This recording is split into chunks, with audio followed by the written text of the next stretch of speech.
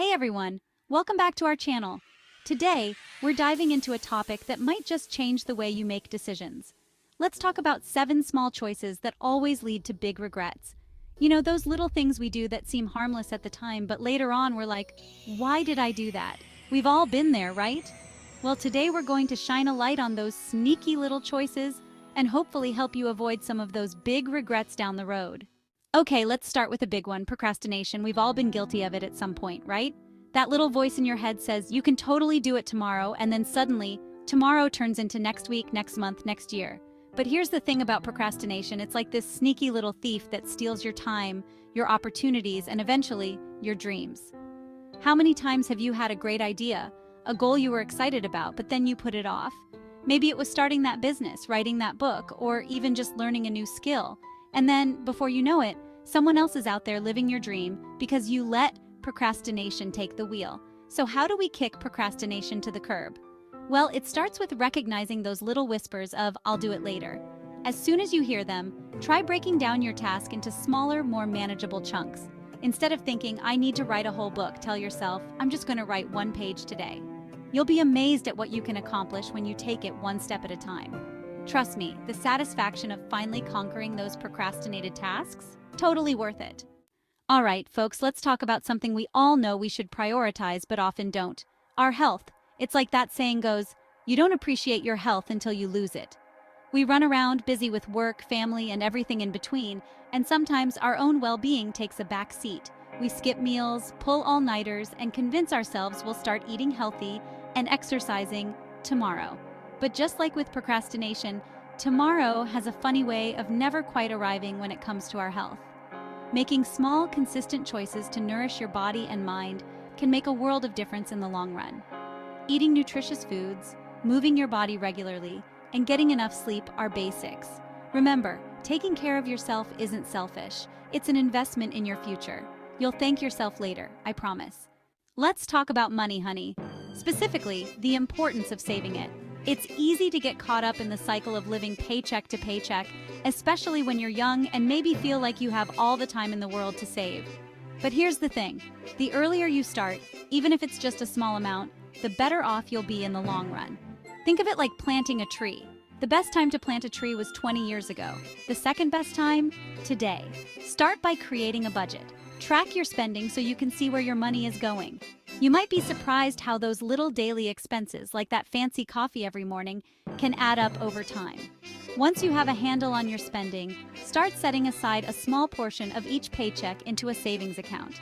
Even if it's just 5% or 10%, it all adds up. Life is full of surprises, and having a financial cushion can make all the difference when those unexpected expenses pop up. Saving money is like giving future you a giant hug. Let's talk about relationships. Those beautiful, messy, complicated connections we have with the people in our lives. Now, relationships of all kinds should bring joy, support, and love into our lives. But sometimes we find ourselves stuck in relationships that do the opposite. Toxic relationships can take many forms, whether it's with a romantic partner, a friend, a family member, or even a colleague. These relationships are often characterized by negativity, control, drama, and a general feeling of being drained and unhappy. Staying in a toxic relationship, hoping things will magically change, is like holding onto a cactus and expecting it not to hurt. Remember, you deserve to be in relationships where you feel respected, valued, and loved for who you are. If that little voice inside is telling you something's not right, pay attention. Trust your instincts. Set healthy boundaries and communicate your needs. If the other person isn't willing to respect those boundaries or work on the issues, then it might be time to say goodbye. Letting go of a toxic relationship can be painful, but it's also incredibly liberating. All right, everyone, let's talk about stepping outside of our comfort zones and embracing those scary, exhilarating things called risks. We're often conditioned to play it safe, to stick to what we know, to avoid failure at all costs. But here's the thing about risks. They're often the stepping stones to our greatest growth and most rewarding experiences. Every successful person you can think of, from entrepreneurs to artists to athletes, has taken risks along the way. They've dared to dream big, to put themselves out there, and to embrace the possibility of failure as part of the journey. Taking risks doesn't have to mean making huge, life-altering leaps all the time. It can be as simple as trying something new, speaking up for what you believe in, or pursuing a passion that scares you a little, or a lot. Think about it this way. What's the worst that could happen? You might stumble, you might fall, you might even fail spectacularly. But even in those moments, there are valuable lessons to be learned, experiences that shape you, and stories that only you can tell. Life begins at the edge of your comfort zone. So take a deep breath, trust your gut, and take that leap of faith. Let's talk about something that's close to my heart: personal growth. Now, personal growth isn't about becoming perfect or having it all figured out. It's about embracing the journey of lifelong learning, self-discovery, and becoming the best version of ourselves. Just like we wouldn't expect a plant to thrive without water and sunlight, we can't expect ourselves to flourish without nurturing our minds, bodies, and spirits. So, how do we water our own gardens of personal growth? Well, it starts with curiosity. Be curious about the world around you, about different cultures, about new ideas. Read books, listen to podcasts, have conversations with people who challenge your perspectives. Embrace learning as a lifelong adventure. Take that course you've been eyeing, develop a new skill, explore your creative side.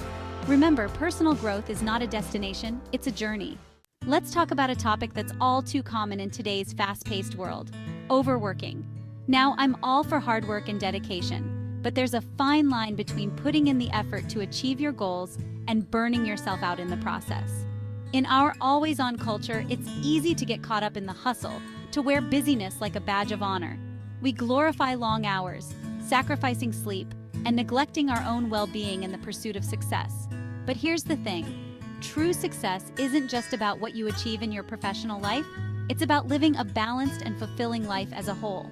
Overworking can lead to burnout, stress, health problems, and strained relationships. Remember, you're not a machine. You're a human being with limits. Learn to say no to taking on more than you can handle. Make time for activities that nourish your soul. Life is a marathon, not a sprint. Pace yourself, take breaks, and enjoy the journey. Thanks for watching. Let's spread the word about making choices that lead to awesome, regret-free lives. See you next time.